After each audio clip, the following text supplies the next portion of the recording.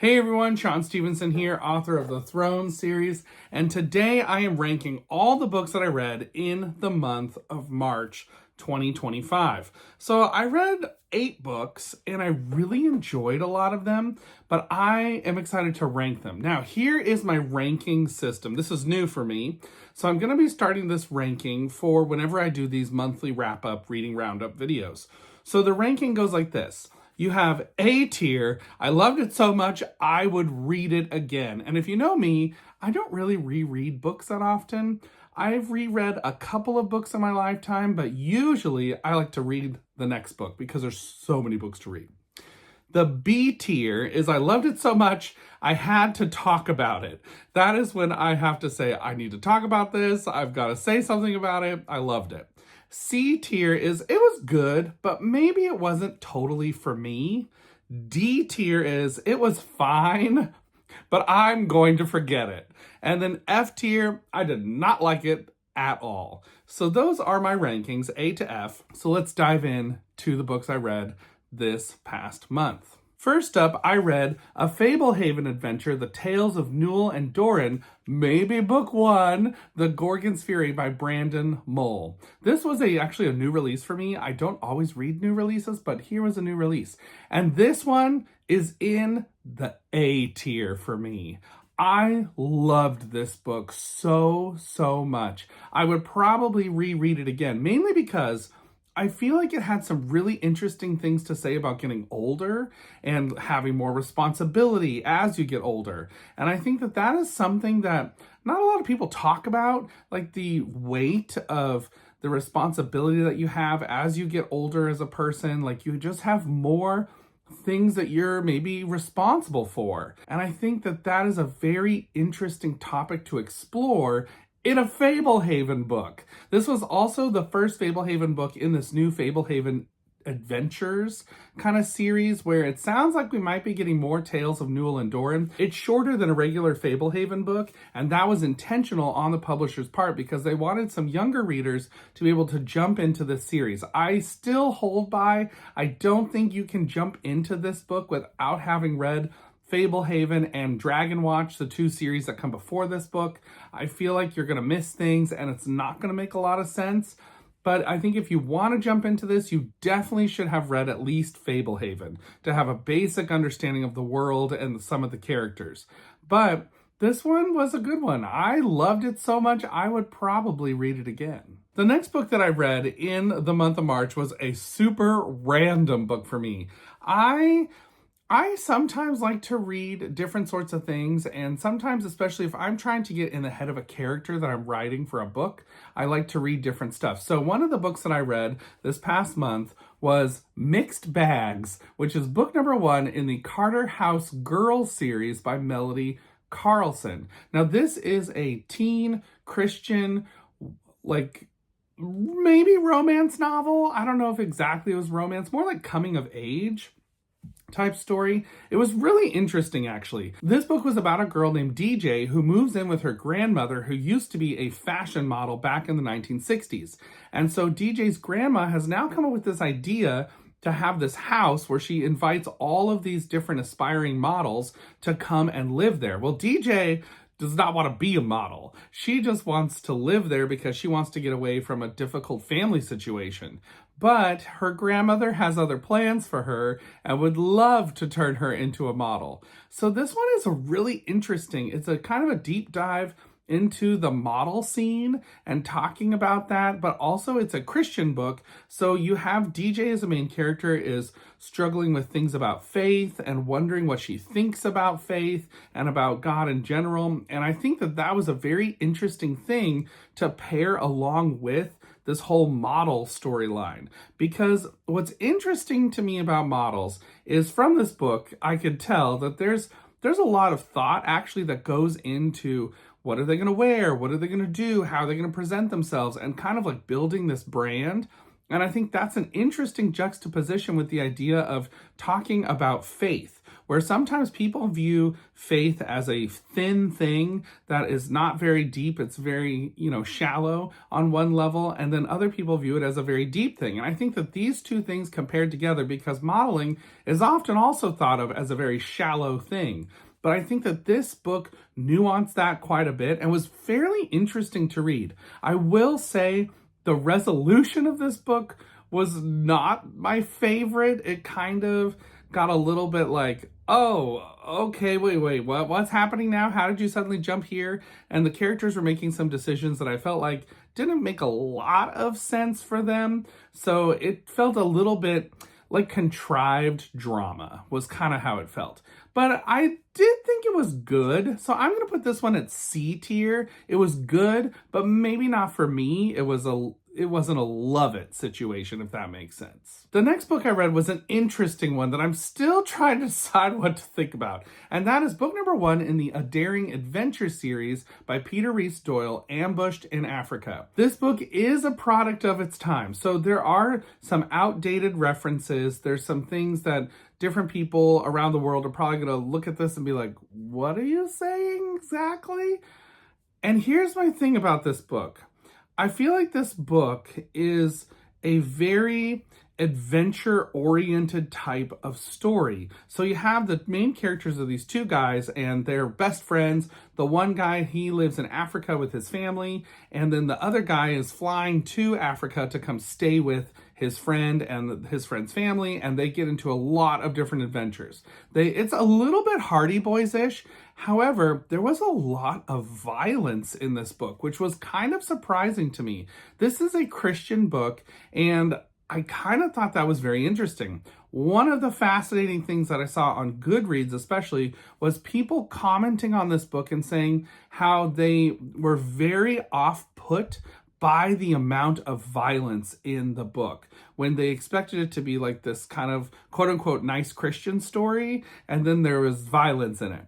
And I did think that was kind of interesting.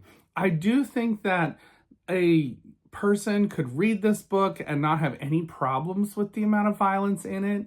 I didn't really have any huge issues with that part of the book. I thought it was pretty typical for most middle grade or young YA books, so that didn't really bother me at all.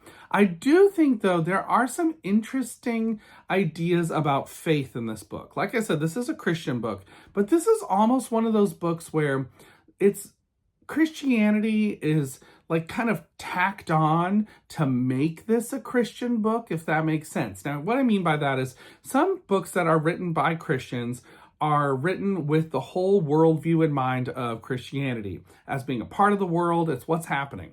And some books are written in kind of a ham-fisted way where it's like, we're going to do the salvation moment now and kind of try and tell you about Jesus. And it's kind of like thrown in there.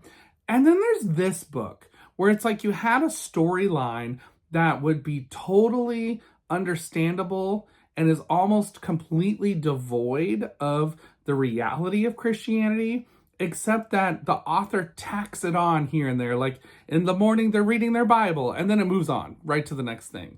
So it felt more like Christianity was almost added to this story, if that makes sense, than was an organic part of this story. I will say, though, the book never came across like preachy or anything like that, which some Christian books do tend to do, but this one did not. It was a pretty fun adventure. I enjoyed it. I thought that there was great action sequences and some good moments of genuine, how are they getting out of this? Kind of Hardy Boys-ish in some ways, but Hardy Boys, like the Hardy Boys Case Files books, not like the old school Hardy Boys, which were a little different. So this one, I would put also at a C tier. It was good, but maybe not totally something that I would love. So I liked it, but I didn't love it. And speaking of problematic books, oh boy, here we go.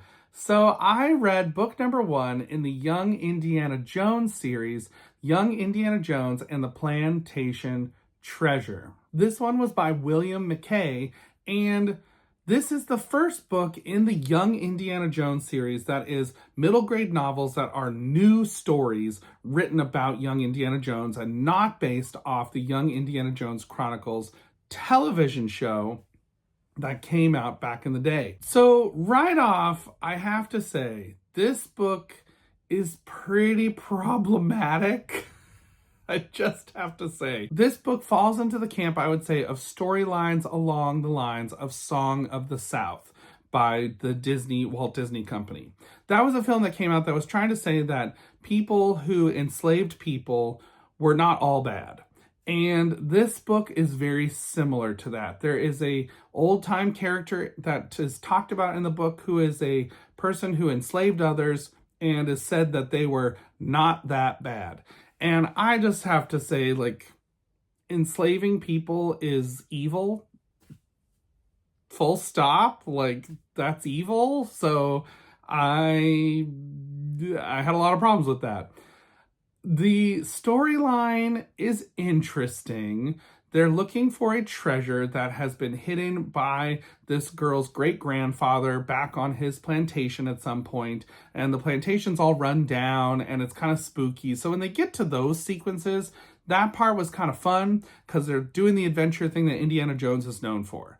The rest of the storyline follows along the Underground Railroad and kind of traces some of the history of it. And so there are some pieces of history that are talked about. For instance, Harriet Tubman is pretty much the basis of one of the characters that is talked about and met in this book. However, all that being said, I still think this was pretty problematic in the sense of the overall premise being that there was this person who enslaved others who was not that bad, and he was a good person. And I just can't get behind that. So this one is one that I just didn't really like the book. I'm gonna have to say it was F because of that particular topic that wove its way through the entire book. And it was really unfortunate. I feel like this was a huge misstep for the beginning of this series. And it like I said, it was just unfortunate that that's the way it was. And I don't really recommend this book. The next book I read was book number 4 in the Bloodhound Inc. series. This one is Invasion of the UFOs by Bill Myers. Now, this series has been devolving. I really liked book 1, actually. I thought it was a lot of fun and had some really just fun moments that were really wild and like these really great, like, just this thing to this thing to this thing, like this causes this to happen and this causes this to happen sequences of action that were so fun and really well thought out. And book 2 also had some of that, but then book 3 was not so great, and unfortunately book 4 was also not so great. The mystery here is just dumb. It's really dumb. It was really confusing as well. I was having a really hard time keeping track of some of the characters because there were multiple characters that kept showing up, and I kept thinking, wait, who is this again? Like, I can't distinguish them from that person that you talked about a couple chapters ago. I don't know who is who and what is what and where they're from and what's happening here. It was very, very confusing. Also, the spooky factor of this book is like a 0. There was just nothing about it that was even remotely kind of spooky. By this point in the series now, I can see the tropes that are happening. Every single time there is some random gadget that is shown at the very beginning that ends up being a key point in saving the day at the very end. The mysteries are just super random. The dad in this series of these 2 kids that are solving these mysteries seems very irresponsible because he just lets them like go off into the woods and do this mystery investigating like by themselves when they're known that it's like the woods are really dangerous. So there's just it was so disappointing. So it wasn't like the worst, but it was, for me, this is a D tier. It was fine, but I'm going to forget it. The next book I read, I had a lot of fun with, and that is book number 1 in the Vesper Hawley series, The Illyrian Adventure by Lloyd Alexander.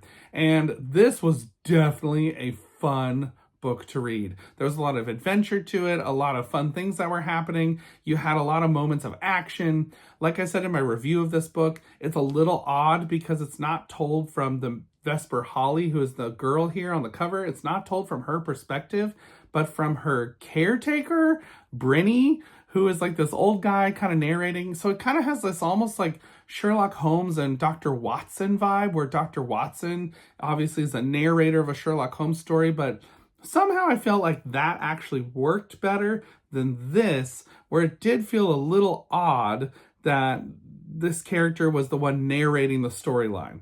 So it was a lot of fun. There was a lot of good adventure. You have a lot of good moments of suspense where you're thinking, how are they getting out of this? I don't know. And Lloyd Alexander knows how to write a book. And after a while, you do get over the narration issue, and you can kind of like fall into the book and follow along with what's happening, and it's pretty fun. So this one for me is a B tier. I loved it so much I had to talk about it. And then the next book I read, oh wow. This was so good. I enjoyed it so much. That was Fear Street, book number 7 by R.L. Stine, Haunted. I really liked this Fear Street book. I am not sure if it's my favorite yet. I still really love The Thrill Club. That one is one of my absolute favorites in the whole series.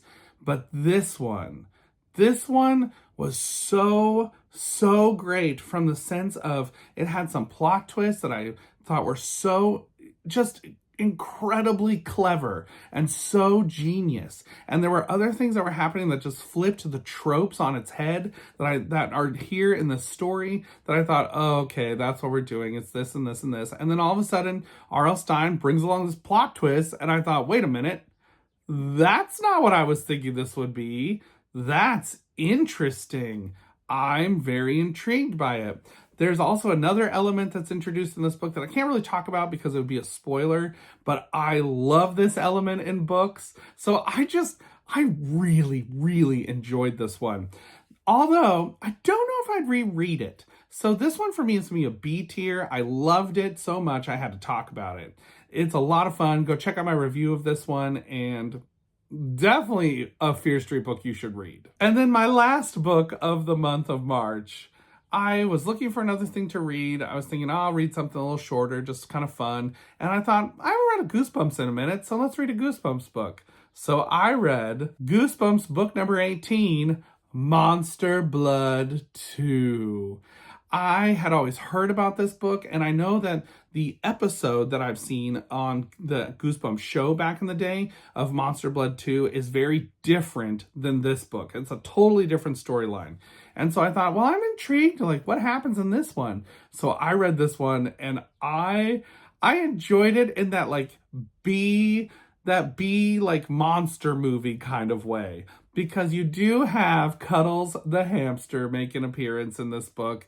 And I do have to say, Cuddles on Monster Blood is pretty terrifying. It was actually, to me, one of the more disturbing scenes in a Goosebump book when Cuddles is on the attack. I thought that was actually really creepy, and obviously this cover art by Tim Jacobus really helps sell that from the beginning. I think Monster Blood books are very interesting because they have a sense of things that get out of control. And in this particular book, I think you have revenge that gets out of control. And I think that that's a really interesting thing to explore, because I personally do believe that revenge gets out of control. It can seem to start in, especially when it's maybe a prank back and forth sort of way, it can start kind of funny, and then maybe even the prank back is a little funny, but sometimes it can go too far.